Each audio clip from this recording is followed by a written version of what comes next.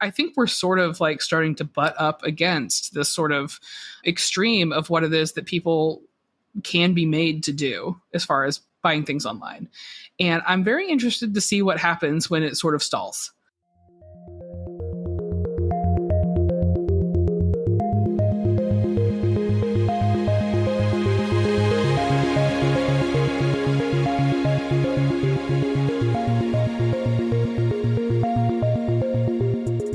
Hello and welcome to Tech Won't Save Us. I'm your host, Marx, and this week my guest is Amanda Mull.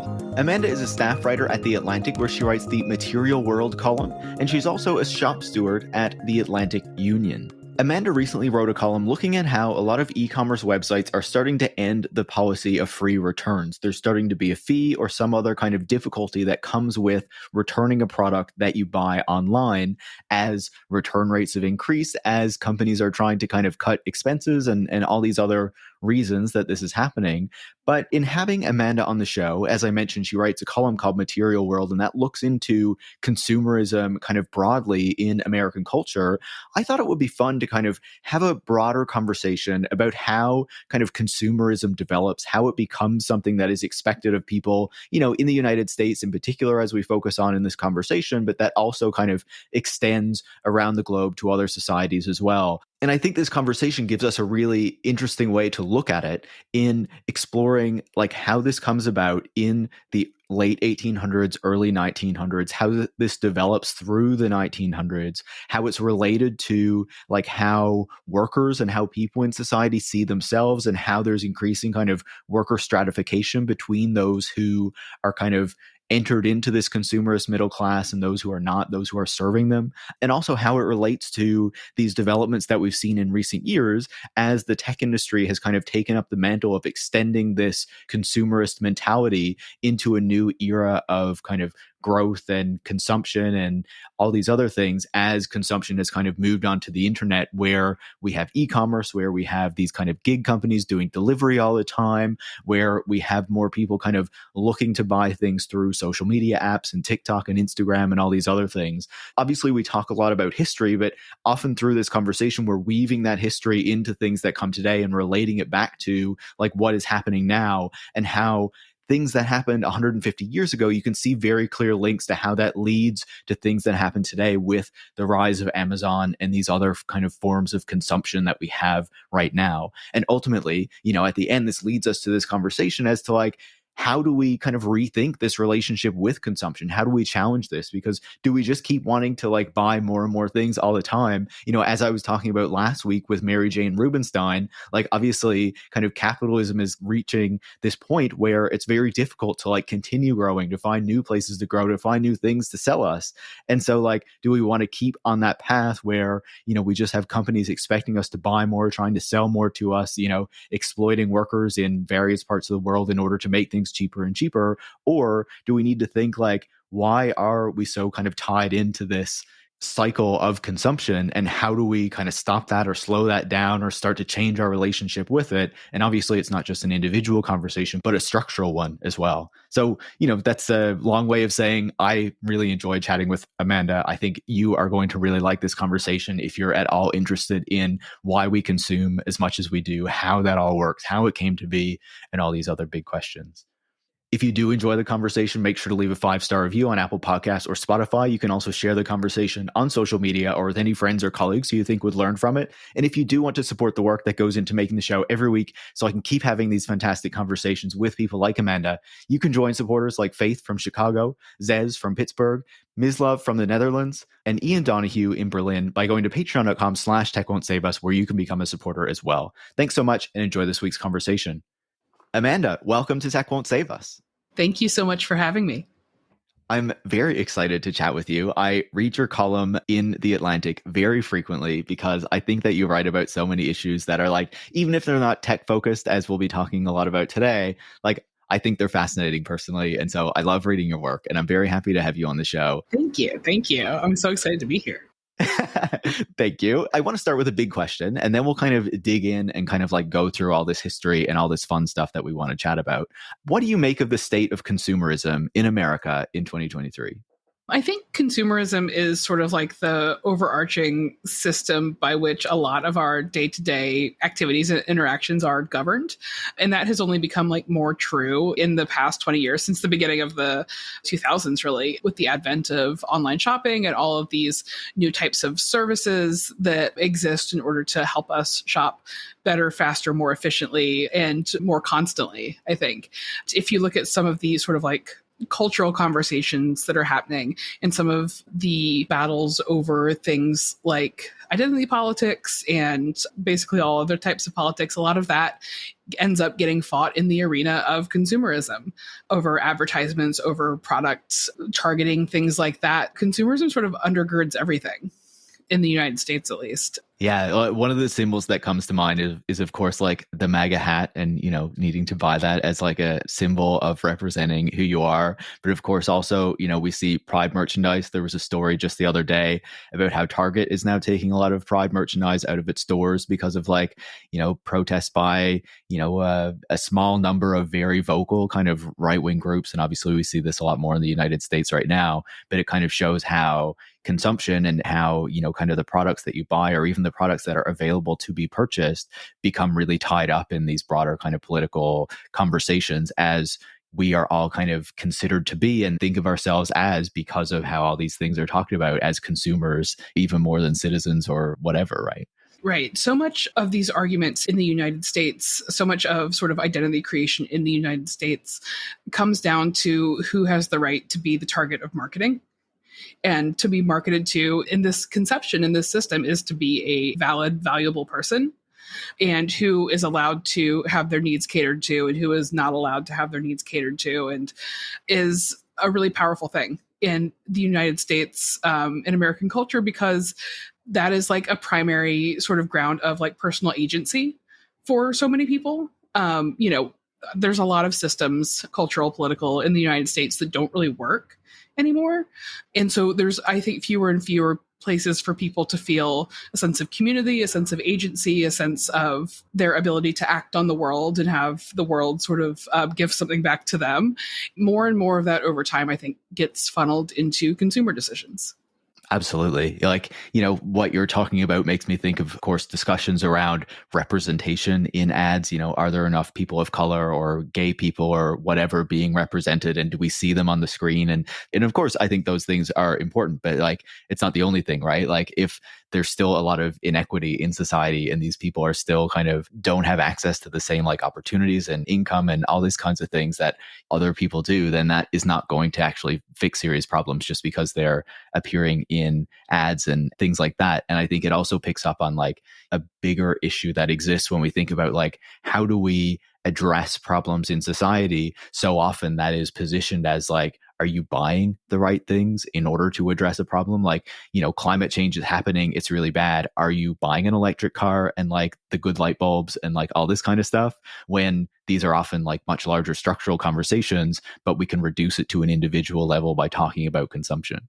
Right. I think that this entire process of identity via marketing is, in a larger sense, sort of indicative of how much ground we've ceded to corporations and to corporate power in the West, in the United States, because it is sort of the favor of those companies, those power structures that ultimately convey a sense of validity on people, that convey a sense of agency and a sense of identity on people. I think a lot of these arguments end up being on their ground, and it would perhaps be more fulfilling for all involved to find new ground to have them on, or sort of at least be conscious that these are arguments that I think a lot of times these corporations want us to be having in the way that we're having them, because it's ultimately, whoever wins, it's helpful to them. In that you see the ways that other sort of like the structures of society and structures of culture have receded.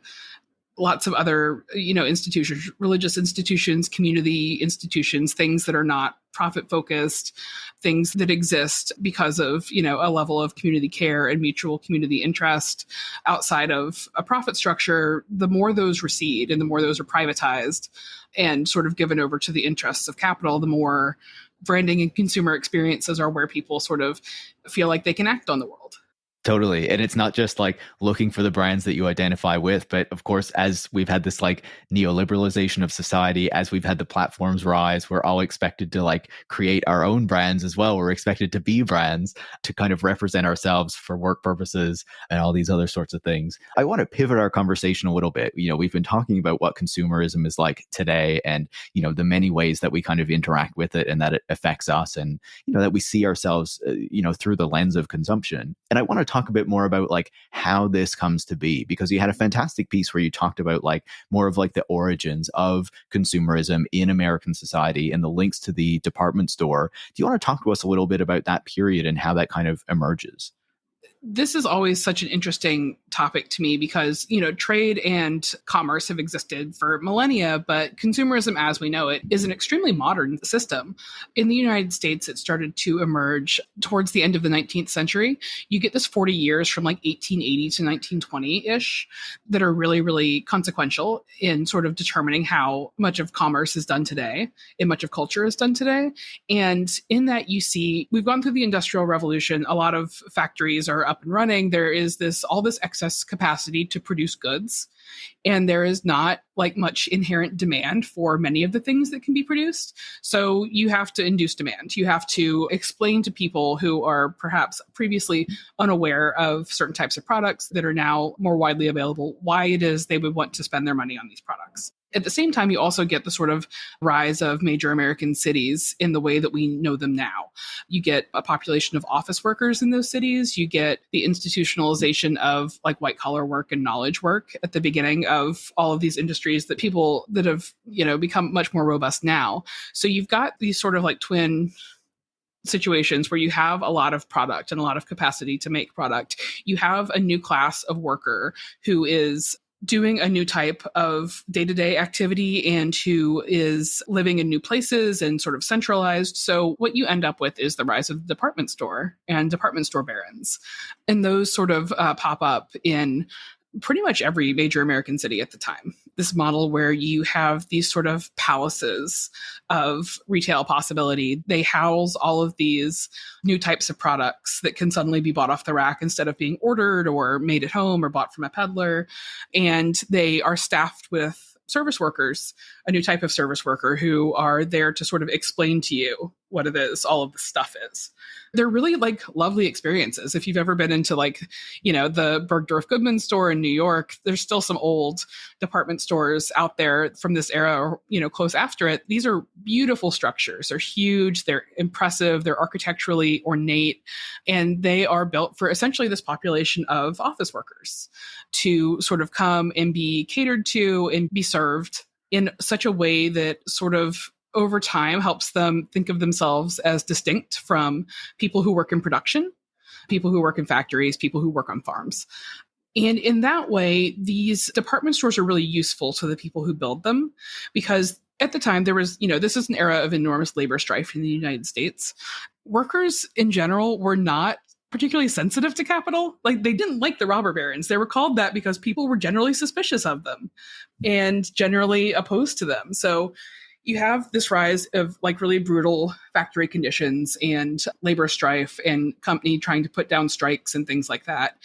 And then you have this class of workers suddenly that is not working in those conditions, but who is still a worker, who still has that relationship to capital that factory workers do. And a lot of these consumer experiences were sort of created to create sort of an ideological rift between people who worked in production and people who did knowledge work and primarily consumed. That was their relationship to physical goods. So these department stores really were like the physical site of where this rift was created because it allowed people who worked for a living to get like a little taste of like the good life, a little taste of what it's like to be rich, what it's like to have abundance, what it's like to have everything you want, what it's like to have someone fuss over you, and, an opportunity to fulfill a lot of desires that like you might not have even had a generation before or that you didn't know would be possible. And in that way, you start to create a population that identifies more closely with rich people than they identify with other types of workers.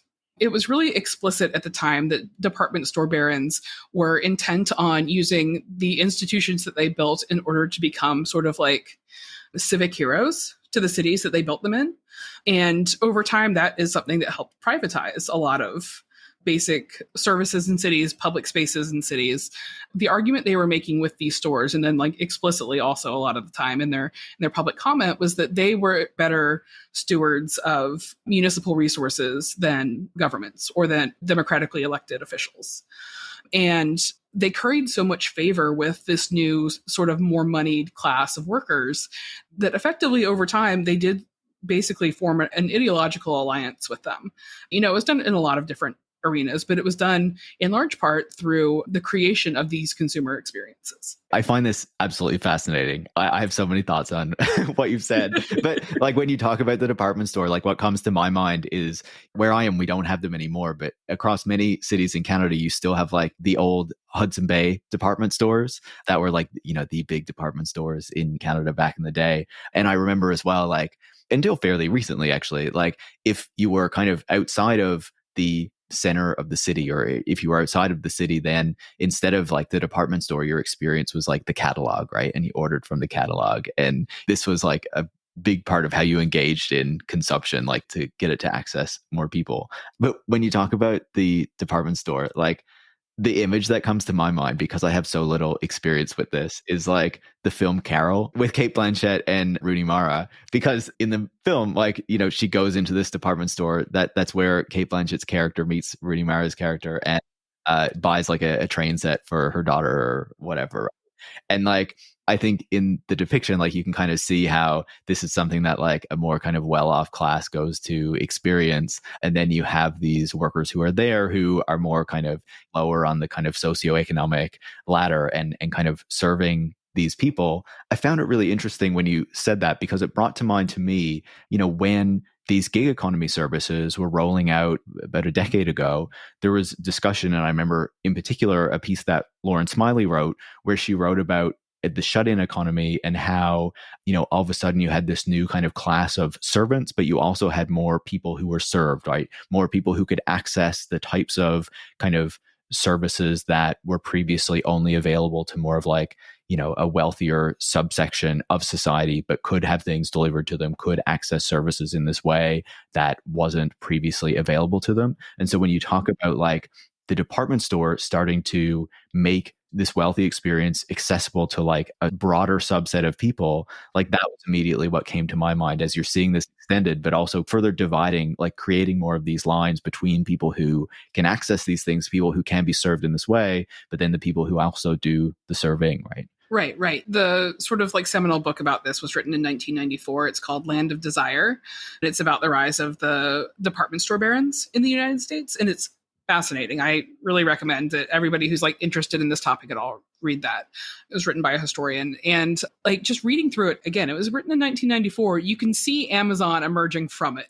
Like you can see DoorDash emerging from it. Like these systems that we have now, I think, taken to like somewhat of a logical extreme. Like I don't know how much further you really can go in like a material sense than like just getting everything delivered. But you can see the ways that these dynamics were sort of astroturfed into culture by people with very explicit intentions in creating the system and creating the ways that the people who interact with the system would then relate to each other. It can seem a lot like consumption and consumer culture can seem a lot like something that just sort of sprung up naturally, but it was pretty carefully planned. And like the planning of that was done 150 years ago is still sort of foundational to the consumer systems that we interact with now. Like I said, Amazon and DoorDash are not so different than how these early American department stores thought about how to play different types of people, different classes, different socioeconomic strata off of each other. Absolutely. It changes some aspects of it, but it's still built on this foundation that has been established for a long period of time, and that we know is successful, that has allowed a lot of companies to make a lot of money. It's just kind of bringing it to a new level, kind of amping it up, getting us to consume even more, getting more ads in front of us to encourage us to keep buying. It is sort of like inherently like anti-solidarity, like because what it does is like consumption is inherently like an individualistic system because it asks you to interact with your problems on a sort of like individual case by case basis. And encourages you to not look for more community minded ways of thinking about the problems you have or the problems that other people might have. And it encourages you to think about this all as sort of like a zero sum game. Like if someone else is solving their problems, there are fewer resources available for you to solve yours.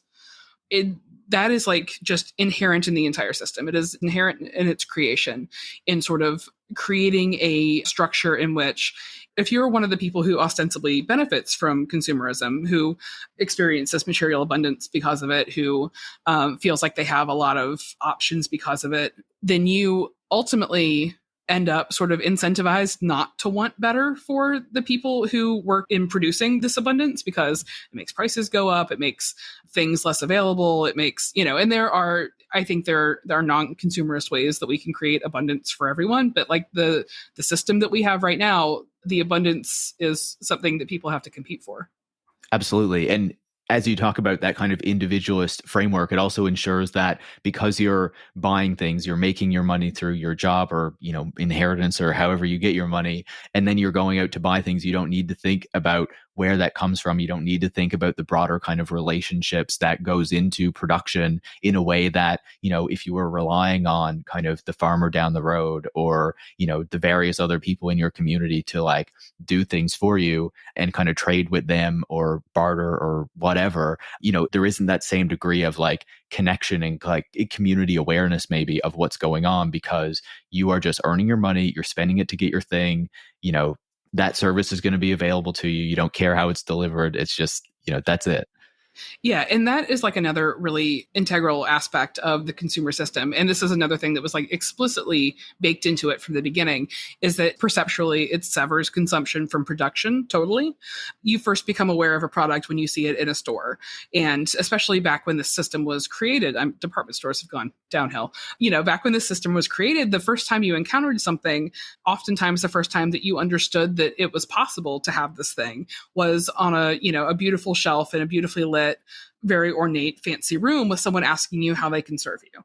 So your ability to see anything else that happened before that moment with that product is sort of severed by consumerism. There's marketing materials at the time, people talking about advertising at the time, where you can see people writing for their professional peers in these sort of emerging industries of advertising and marketing about how important it is that under no circumstances should people know how clothes are made.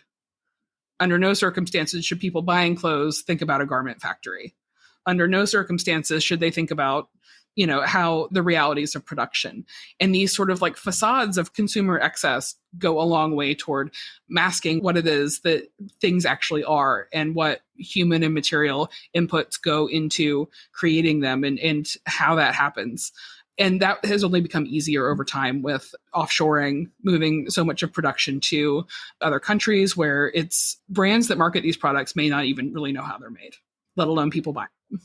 No, it's such a fascinating like development. It's such a fascinating history. It's so fascinating to look at how there are all these connections and how this system, as you say, ensures that we don't understand like what is actually going on here and that is like actually core to it, right? And I think in part we like saw aspects of that during the pandemic where all of a sudden like the supply chains were fucked up and we were like, wait, all this stuff comes from over there and we can't get it here as easily, and like how does this actually work? And no one understands like how this system actually works because it's so complex and like messy. And it was like, I feel like it was in a sense, like a bit of a learning experience for the public again, to remember how all of this works, to remember that all of our goods come from like way over there, because that's how we've set it up for a number of decades. And that we're actually very kind of like globally reliant and interconnected.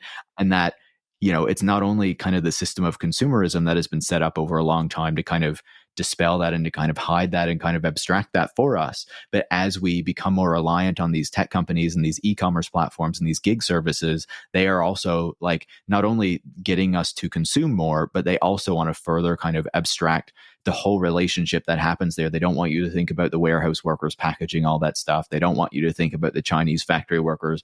They don't even want you to think about really like the delivery workers who get it to you, right? It's just like it arrives on your doorstep or whatever, and you press the button on your app and that's it, right? Right. Yeah.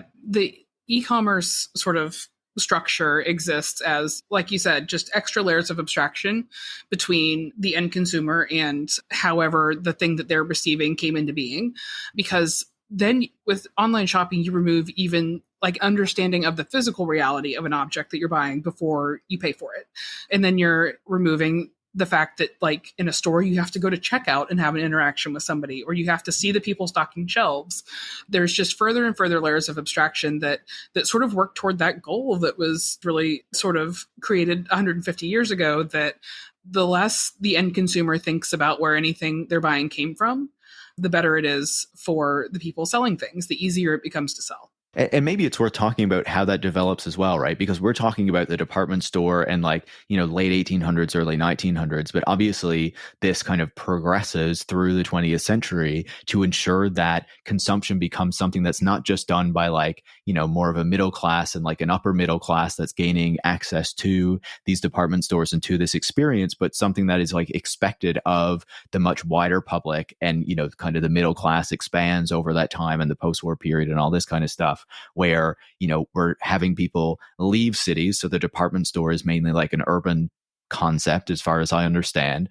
People are leaving cities, people are going out to the suburbs. All of a sudden, there are shopping malls that are springing up that are dependent on the outsourcing that you're talking about. Can you talk to us a bit about that transition as consumption becomes something that becomes much more of like a mass practice that is expected of the wider public as there are these developments that occur in society through the 20th century? Shopping follows population. The department stores were a response to the sort of concentration of people in urban cores.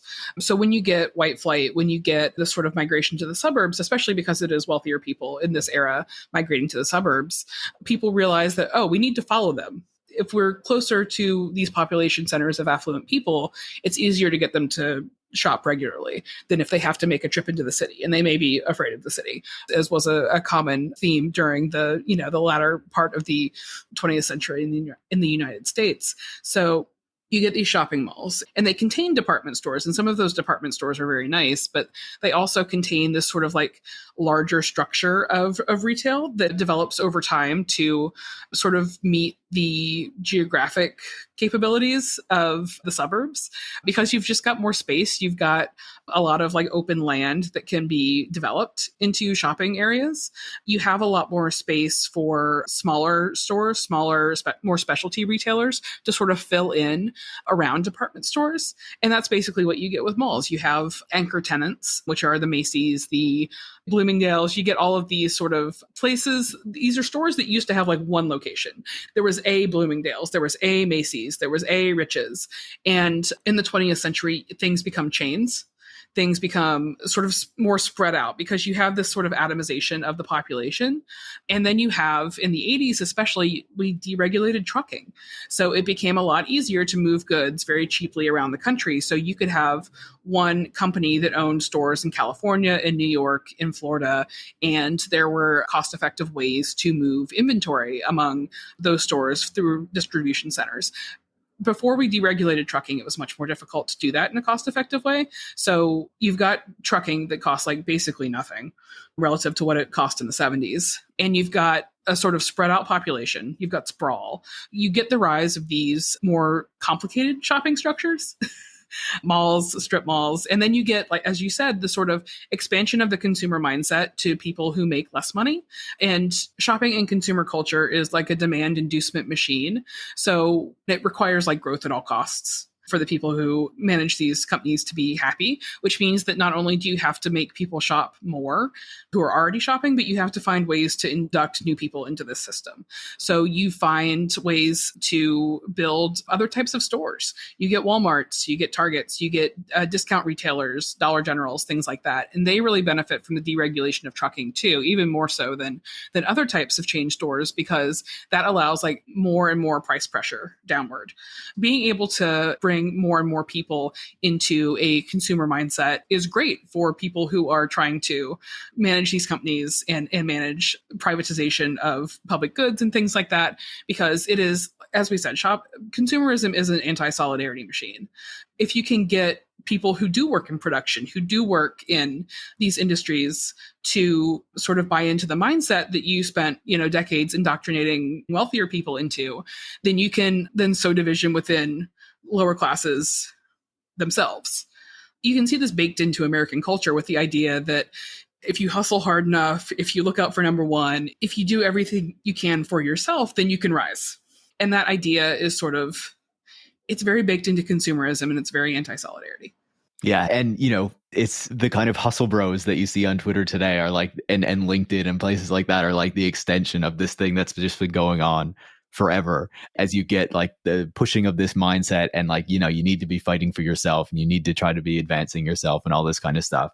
But I think that when you talk about the development of this like model, I think one of the things that I find most fascinating is how like, it's not something that just like organically happens. It's something that is like, that there's a lot of effort put behind in order to ensure happens. And there's a lot of developments that encourage it. Like you're talking about the particular framework that's kind of put in place about 150 years ago. We talk about the rise of like the advertising industry and all this kind of stuff. But then you talk about, obviously we're discussing the creation of the suburbs, the pushing of automobility, especially in the post-war period in the United States and Canada and places like that, as you're getting people to move out to suburbs. And that requires a changing in the way that this all works.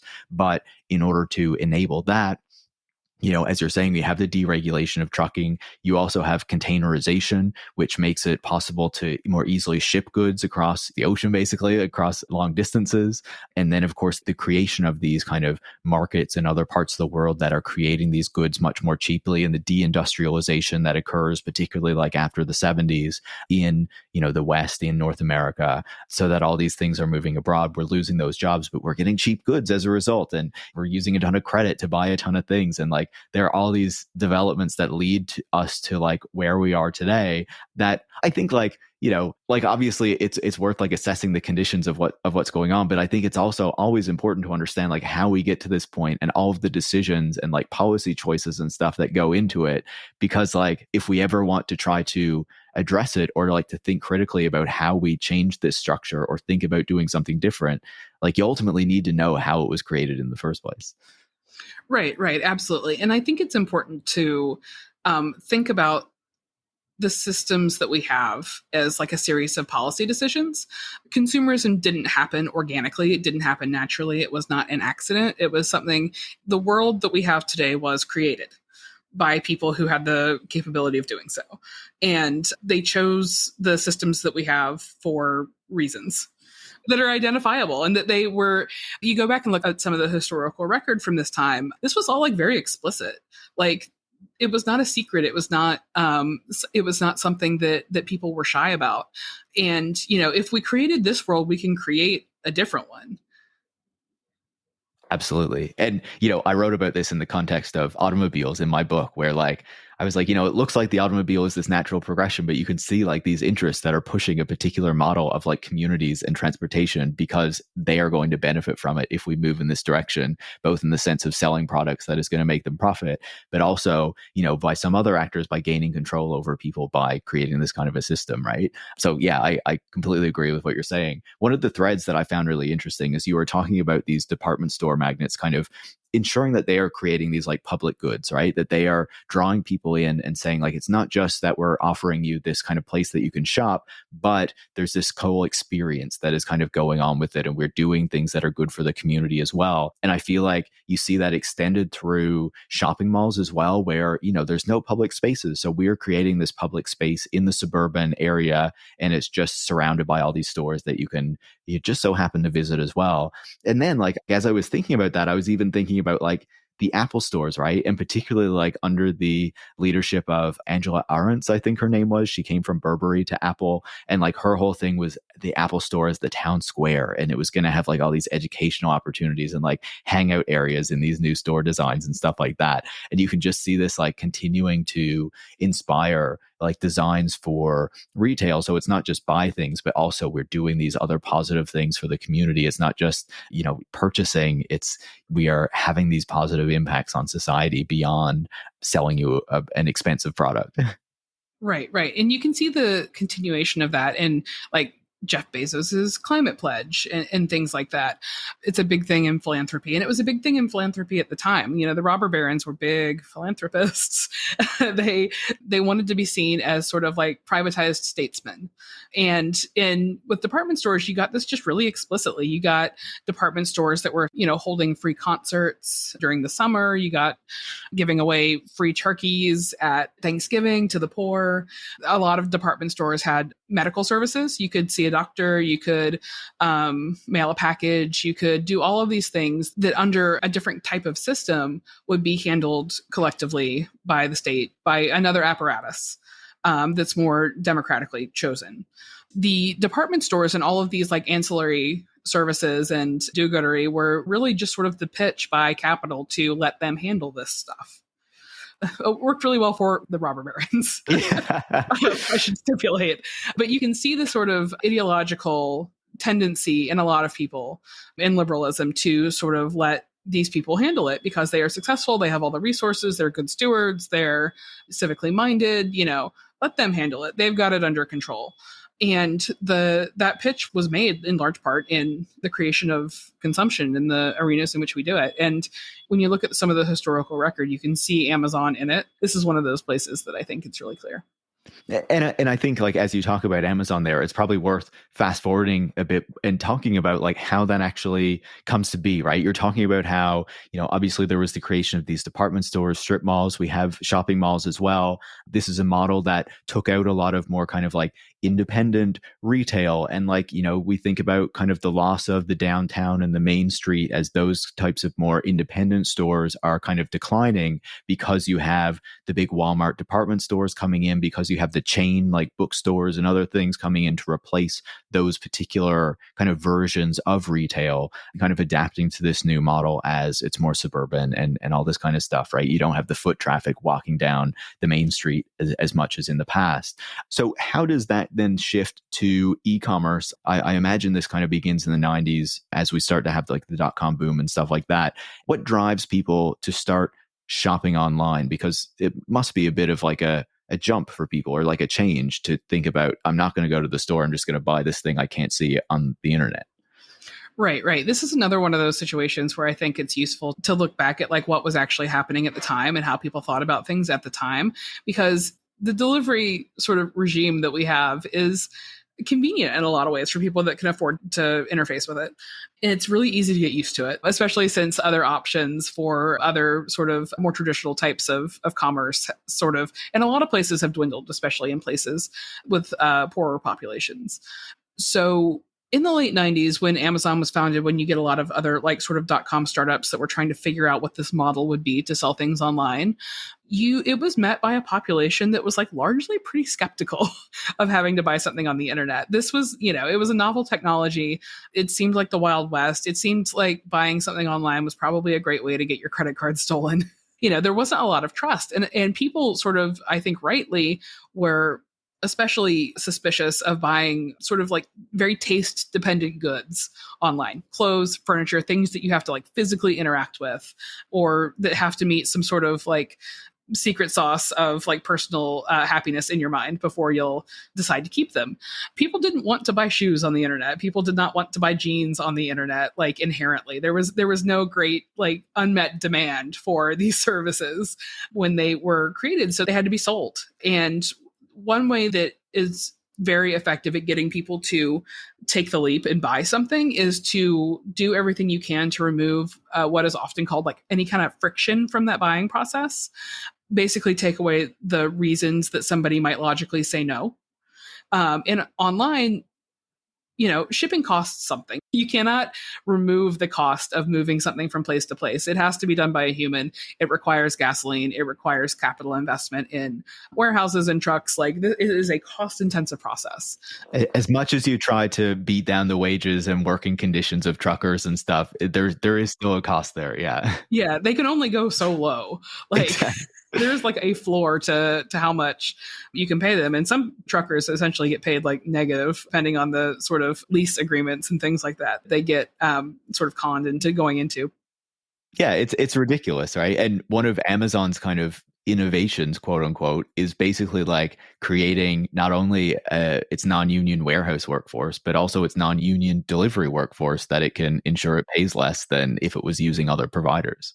Right. It's essentially like the model of piecework, which is a big problem in the garment industry that helps keep wages down, but piecework in like logistics at the last mile consumer end, which is terrible for everybody's pay.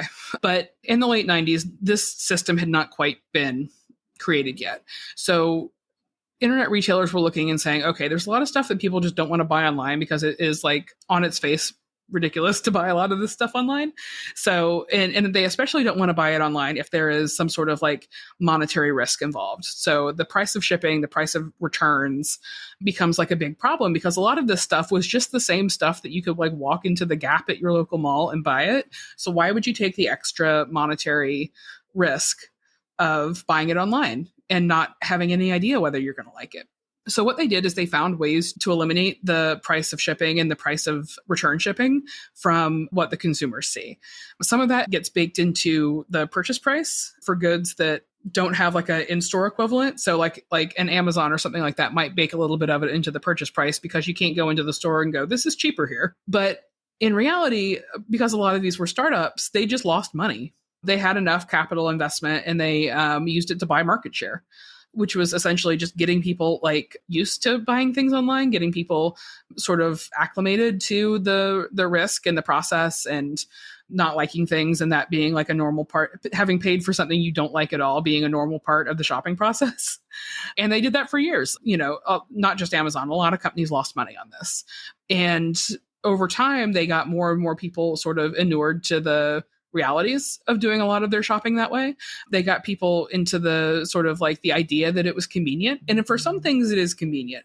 For other things, having to order something online and wait 2 days for it is actually pretty inconvenient as opposed to the way that you might have received that thing in the past, which is like spending a half an hour doing an errand out in the world near your home. But they were effective. They ate enough of the cost of this process to get enough people on board with it that they started to affect the financial realities of brick and mortar retailers. And as brick and mortar retailers suffer and become less pleasant places to interact with, become fewer in most places, you get more and more people who just like end up online.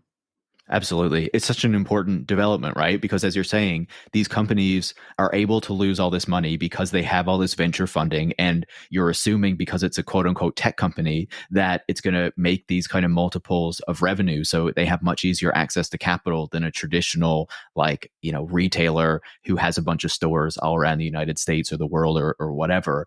And so they can lose all this money to subsidize the shipping costs and other costs associated with the business. And then, these retailers have to try to match it. Like I remember the conversations around like Amazon's offering free shipping. Of course, people don't want to pay for shipping. So now all these other retailers have to kind of match it and figure out how they're going to like eat that cost essentially.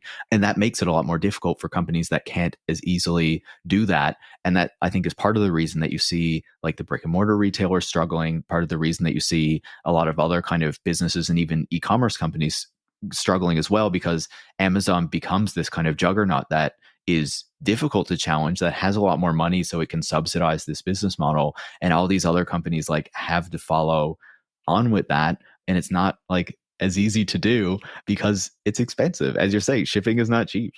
Right. A lot of what Amazon does sort of follows in the Walmart model, which was so disruptive to the sort of retail sector in the United States. Walmart really prospered on the twin developments of freight deregulation and containerization and moving things overseas. So scale allowed them to apply, price pressures to their suppliers that other retailers, smaller retailers, even like regional, like decently sized regional retailers just could not. So Walmart could get things at prices that were just not available on the sort of open market. And that allowed them to sort of like kill off competition because people want things that are low priced. A lot of people need things that are as low priced as they can get them. And even people who can afford lots of sort of discretionary goods, like don't want to pay more than they have to for something. And if there's, especially like the types of things you would buy at Walmart, like to sell a luxury good, you have to make an entirely different pitch. And the pitch is where the extra price comes in, the effectiveness of that pitch. So even people who make a lot of money often do not want to buy everything that is like nice. They want a lot of cheap stuff too, because it's available and because it gets normalized. So you have these like price pressures that just other retailers cannot compete with. And that sort of, helps further centralize sales and then jobs at these mega retailers. And then Amazon sort of by putting all of that online, I think sort of managed to beat Walmart at its own game in that way. And Walmart is like, I think, doing a pretty good job of trying to catch up. Like their website, they have taken a lot of the tactics that Amazon pioneered, including like having lots of things listed by third-party sellers on their site and run with that and done a pretty good job, I think, of aping the Amazon model. And it just makes it really, really hard for smaller brick and mortar, smaller e-commerce, anybody else to compete unless they're selling a luxury product that has like a luxury pitch with it. Absolutely. The Apples of the world, basically, who are charging that extra margin because it's Apple and you just have to have it. I wonder, like, obviously we've been talking about how this emerged and how it affected like the broader landscape as we were kind of heading into the pandemic. And then as the pandemic hits, like, what does that mean for e-commerce? Because I feel like ahead of that, we're talking a lot about how it is affecting like brick and mortar stores and like what the future of that is going to be. And then as the pandemic hits, obviously people are buying a lot more online, but like, what was that whole experience like? And how is it kind of shaken out as things have, started to quote unquote gone back to normal? Like as people have kind of gone out in the world anymore, aren't doing as much online shopping, or at least exclusively. What was that whole process like? Right. The retail and e-commerce had like sort of a fantastically strange time during the pandemic. And since, some things have started to normalize a little bit after the initial, like sort of like very acute emergency. At the beginning of the pandemic, a lot of sales shifted online because they had to, depending on where different shutdown measures were in place. There was types of stores that couldn't be open. There were just not as many products available like in real life as there would be otherwise if you were just going to the grocery store or whatever. So people started looking online. They started looking beyond the retailers online that they might usually use. So they went beyond the Amazon and Walmart and Target websites. And, we're looking at, I bought KN95 masks at some point from like Staples because they had them. No place else did. Everything just sort of got mixed up. People started shopping for things they had never shopped for in the past. They started shopping at places they had never shopped in the past. And that created sort of a mess. It meant that like nothing was predictable. So the people in charge of like doing like retail buying and retail planning, like never had the things that like people suddenly decided they wanted, and they never had anything in the quantities that people wanted. They either had too much of it or none of it, and it never matched demand. So you had this like huge demand mismatch. And then you had people buying stuff that they like weren't really sure if they wanted it or not, or they weren't sure if they could trust the website that they were buying it from, or it was a great environment for people to make not great decisions about buying stuff or not buying it, and about where.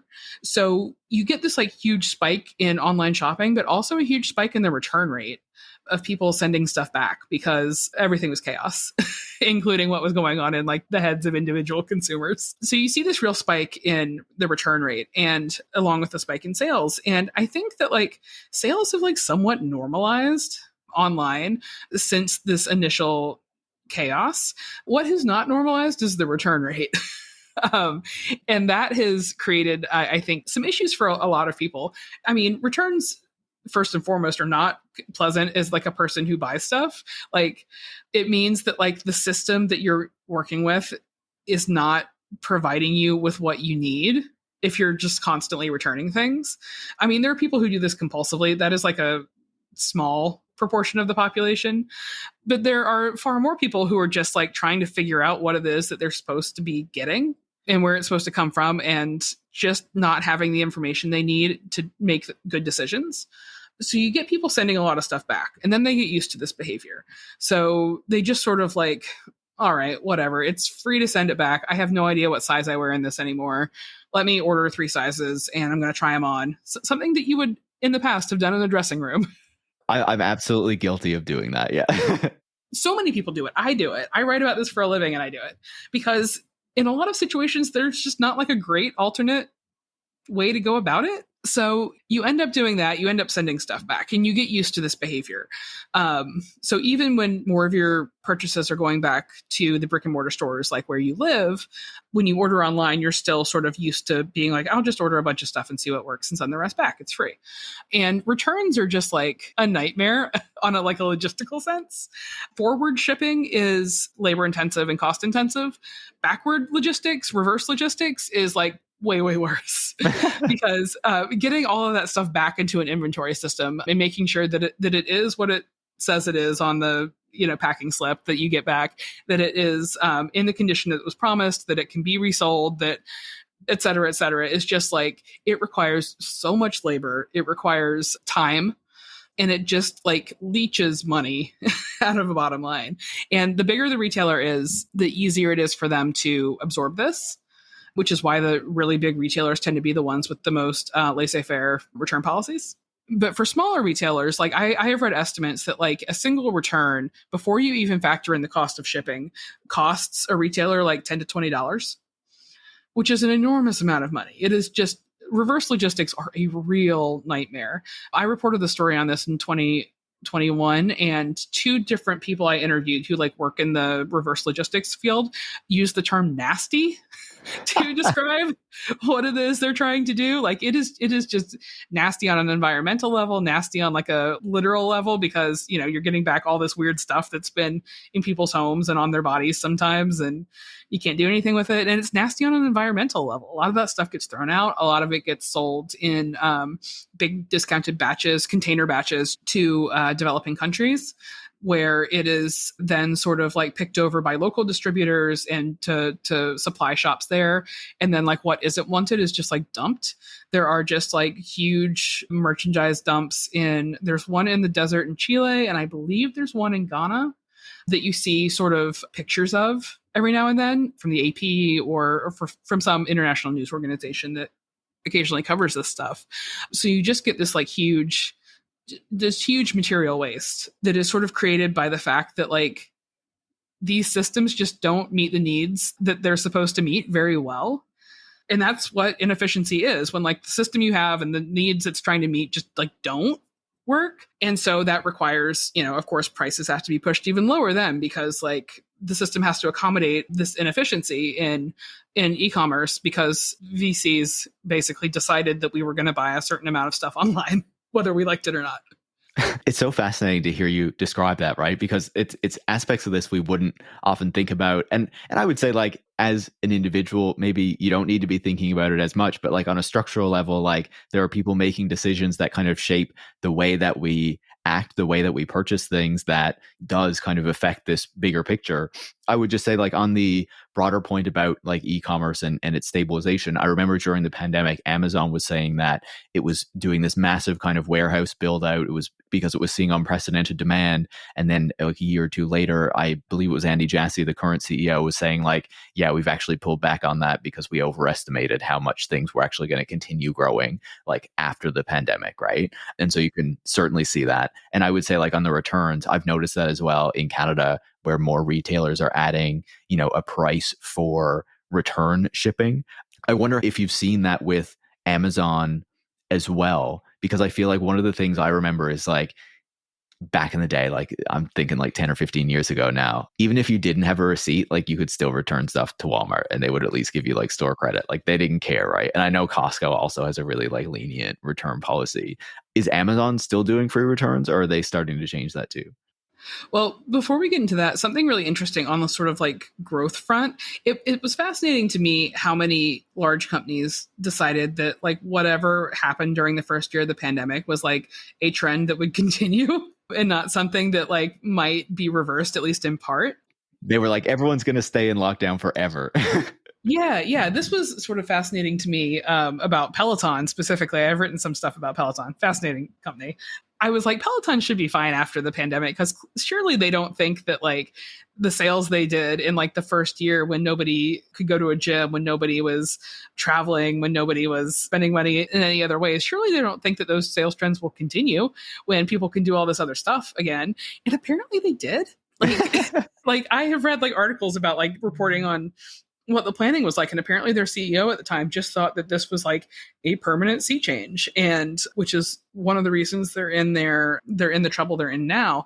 And I think the same was true with a lot of retailers. There was sort of the assumption that, like, people buying more and more things, doing more and more of their overall purchasing for life online was something that was only going to go up. Like, that percentage of things you buy online versus in person was only going to grow over time, and that the acceleration was going to stick.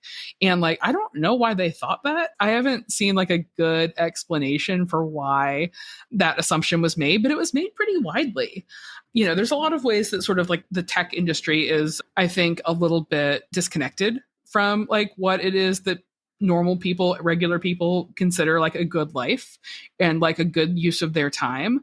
But it's very clear to me that like a lot of people who are sort of moving money around in the tech industry think that everybody wants to get as much as possible delivered and does not want to interact with the general public, does not want to go out into the physical world in spaces with other people that they don't choose to interact with. And that this is like a sort of like baseline human want. And that if you can give them that, it will be infinitely profitable. You will gain infinite new business. You will gain market share. The growth will continue forever. And I think that like what we've seen since the pandemic ended is just like sort of a repudiation of that. People like interacting with the physical world. People like leaving their homes. Like, normal people like being able to run out to the grocery store and like get a couple things for dinner instead of having to like choose some things on a website and schedule a delivery and wait and see if it all comes and see if it was right. And I think that like one of the more interesting retail dynamics right now is just the people who run the industry trying to figure out where they went wrong in that. And I don't know how much introspection exactly there is. One of the ways that they're starting to sort of address the financial results of that sort of mismatch in consumer behavior and corporate prediction is through trying to shape behavior in ways that are less financially difficult for them. Part of that is just charging for returns. The return rate at brick and mortar retail is across categories generally does not exceed like 8 or 9%. Like, that is normal for a brick and mortar store, that 8 or 9% of their sales will come back in returns. Online, for certain categories, it can be like 30% average. And like for some categories and some retailers, it can get up to like 50. So you've just got like a really, really huge volume of stuff that comes back because internet shopping is just poorly suited to a lot of things. It's poorly suited to a lot of like human material needs. So you've got to find ways as a retailer to sort of temper that behavior. And that involves moving some of the burden of retail shortcomings or e-commerce's shortcomings onto the consumer, which is to say, if you want the convenience of ordering 3 pairs of pants in 3 different sizes and seeing which ones fit at home, then you're going to pay us $7 for that, because to return the other 2, you'll have to pay it. Or the alternative is trying to sort of guide people into behaviors that are a little bit more efficient for retailers, which is returning things in person to one of their stores, if there's a store available, if they're a retailer that has also brick and mortar, returning it to a retailer that is unrelated but has like a happy returns kiosk or something like that. There's all these reverse logistics companies that sort of aggregate the logistics of moving things backward to retailers. Like, there is some company that I buy stuff from regularly, I think it's Madewell, that every time I want to return something, it asks me to take it to Staples. And Staples is not convenient to me. Like, I live in Brooklyn, so like big chain stores are not as convenient as they are if like you live in a suburb near a mall. But every time before I say, no, I would like to send this back in the mail, they're like, are you sure you don't want to take it to Staples? So you've got this like reverse engineered system of trying to sort of like clean up some of the inefficiencies of reverse logistics, or you've just got straight up, you're going to pay $7 if you return stuff, and we'll use that to subsidize the cost of the ways that our system is inefficient. They almost sound like Elon Musk. Pay me $8. Like, you know. Yeah, if you want this, you got to pay me $8. Yeah.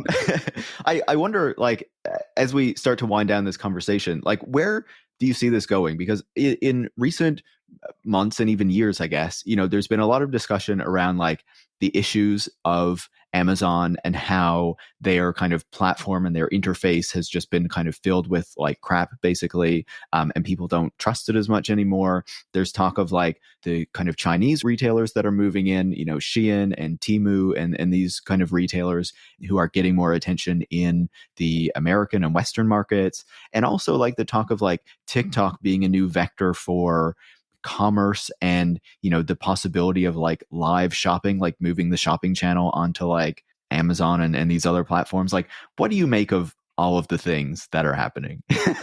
Yeah. The TikTok phenomenon is really interesting to me in general because I think it sort of grows out of this phenomenon that you mentioned of like, you get these massive retail platforms. Amazon, Walmart, and Target are all this at this point, basically, which is that they allow third-party sellers to create listings on their website to sell products that Target does not own. Sometimes they do the fulfillment, but it is a way to have more options on their website and to create more of like a one-stop shop to capture more business. And then they take a cut of the sales. And with that, you give up a degree of control about what is being sold through your website because you're sort of having to take people's word for it that the product looks like it does in the picture and that you're putting the right measurements in and stuff like that. And the lack of control over these types of marketplace listings, which is what they're usually called, that also affects your return rate. Things come back when you can't verify that the listings are accurate at a corporate level. And I think that like consumers don't love this in a lot of ways, which I think is why you see sort of TikTok as a huge vector for recommendation. Because what people are looking for is somebody who has like tried something and can tell you that it's good or bad. Because there's like very little way to evaluate that yourself in a lot of these situations, unless you go ahead and pay for something up front and receive it. And you can't really trust like a Google search anymore because it's just filled with like SEO garbage, right? Like reviews and stuff by searching the web. Right. It's very hard to surface anything useful. Google, especially for shopping, a lot of it is full of A, ads, and B, sort of these very like junky retailers that are like that you've never heard of, that have these names that don't make any sense, that are selling stuff that is like implausibly cheap. A lot of it is just bought on AliExpress, and like you set up a quick storefront and you get it SEO'd, and for a little while until it gets taken down because people realize it's scammy, you're showing up in these shopping results. Google is sort of bizarre in that way right now because a lot of times their ads are like more reliable than their like regular results if you're looking to buy something. Which because is wild. Yeah, because the ads are bought by like actual companies with actual product that they have like developed or at least selected from a supplier instead of just sort of like scammy drop shipping stuff. It's certainly one way to get people to click more ads if you make the actual results untrustworthy. Yeah. It's a really bizarre sort of like turn that things have taken recently, because at least if an ad has been bought, then somebody is there doing business at least. Like, and Google probably, I don't know this for a fact, but I'm guessing that Google does like a little bit more vetting on things that show up in that sort of ad carousel than it does in its general results. But yeah, so the ads end up being like more useful, but which is why you get the rise of things like TikTok as a shopping powerhouse, because TikTok is particularly good at, showing you a person who is like identifiably a real person who is sitting in their bedroom that like looks like yours probably, and is telling you they bought this thing and they liked it and they think it's a good deal. And like, that is like the level of guidance that people are looking for, basically, because that is like, those are decisions that they have sort of had their ability to make those sort of like stripped out of the shopping process. And like being an informed consumer has always been like sort of a lie, because like the person selling you something is always going to be better informed about it than the person buying it. There's just like an informational mismatch, but that informational mismatch has expanded a lot. So you go to places where you can reliably find people who are actual people talking about whether or not something is good. You see this a lot on Reddit too. Like I increasingly over time, when I have like a question about something, whether it's a shopping thing or not, I will put in, search inquiry Reddit, because I want to see like actual people just talking about it. I do the exact same thing. Yeah. Yeah. Because otherwise, like what you find is just garbage. It's unusable. It's content farms. It's things written by, very low wage workers that were, contracted on Fiverr or whatever to write some blogs about like SEO keywords or to endorse products or whatever. And like, it's all unusable. So I think that if these sort of like structures that we have on the internet to buy things remain as bad as they are, like only more and more people will go to these third parties to like access some like level of human discernment and human taste, because otherwise like making these decisions feels like impossible. You get like existential paralysis reading Amazon reviews of like a bookshelf. I definitely get that. Yeah. I do think it's really interesting, like to see how that all develops, right? And to see how people become more reliant on it as, like you were talking about, and we have been talking about through this conversation, like things become more abstract, things are moved online. You can't actually figure out if this is something good or not. And now it's not even just being sold by Walmart or Amazon. So you know that they're kind of checking it over and making sure it's a good product. But now it's a marketplace thing that anyone has just put on there. It has some weird name. Is it actually trustworthy? Is it going to be okay? And of course, people are looking for people who they can trust to give them advice on purchasing decisions, because we all have to buy so much in the course of our lives and often buy much more than we actually need. And I think that's my final question for you is, obviously we've been talking about how this is a system that has been built over like, a couple centuries or 150 years or whatever, that is designed to ensure that, we buy more things consistently, because that is what is necessary for the economy and for it to keep growing and like all this sort of stuff. And this is like a structure that's been created. What do you think is the chance that we can like push back against this consumerism, like not be expected or not feel like we need to buy so many things all the time? And obviously this feels like a bit of almost like an individualist framing, but how do you think about that? I think that we're at sort of a unique spot in this system, because I do get the sense that there is like a level of exhaustion on an individual level with what is being asked of people by this system and the results that it is giving them, which are not often great. I think that there is a period of time in any marketing cycle where things are novel and people are interested in trying them. And that period looks like growth. It looks like real demand for whatever it is you're selling. And often I think that that is misleading. I think it's more accurate to say it's curiosity. And this happens with a lot of individual companies. Like once you sort of like max out your curiosity, unless you are providing something that people actually find delightful or useful or worth having in some way, unless you have like some sort of thing that you can really sell them, low prices, whatever, those companies tend to fail. They tend to go back down. You saw this with like Blue Apron and a lot of the meal kit companies, so that people were sort of like interested in the idea that this sounded novel. They were curious. And then a lot of people tried it out and it's like sort of decided that like, oh, this is interesting, but like, I'll just go to the grocery store. Yeah. I feel like it's similar with like the kind of monthly subscription companies too, where it was like subscribe and we'll send you a box of shit every month related to this thing that, our company is based off of. And I feel like that had a moment as well and then really dropped off. Right. I think these are like great examples of the power of curiosity to look like meteoric growth, and the power of venture capital subsidization to make a good value proposition look like genuine consumer interest. And I think that what you saw in the sort of short cycles with those companies is people eventually just sort of like they get sick of it. It ends up not being like a good value proposition for them.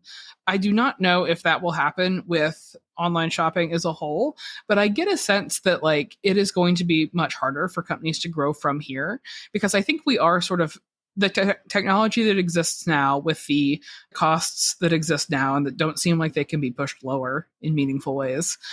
I think that we are sort of at a logical extreme of how much people like actually want to buy things online. And I have not talked to any analysts, seen any reports, any estimates, any projections that show online shopping growing like meteorically in the next several decades. That nobody thinks that there is like a predictable future in which online purchases make up more than 50% of our overall purchases, or even anywhere near 50%. I think we're sort of like starting to butt up against this sort of extreme of what it is that people can be made to do as far as buying things online. And I'm very interested to see what happens when it sort of stalls, because all of these companies are sort of predicated on the idea of growth at all costs. And like what happens when there's not a great opportunity to grow at the rate that your investors or your shareholders have come to expect. In brick and mortar retail, that looks like cutting labor costs, like shoestring, staffing stores, which means that the stores get worse. They get more disheveled, they get less pleasant to go into, which pushes people online. And then ultimately, the short-term thinking around like quarterly results or whatever ends up killing a lot of these brick and mortar retailers, probably more so than even online pressures do. And like, what does it look like when that happens to online retail? Like, where do you press down the costs? Because so many of them are already shoestring costs in the first place. So I don't have a lot of predictions, but I do think it will be very interesting. Yeah, I think we're entering an interesting moment where we have higher interest rates, so the money is not as easy to access to keep like money is real again. And all this stuff. Exactly. Yeah. Then, as you say, the cost of shipping and stuff, even return shipping, is going up. So you're kind of disincentivizing a kind of easy consumption that was happening before.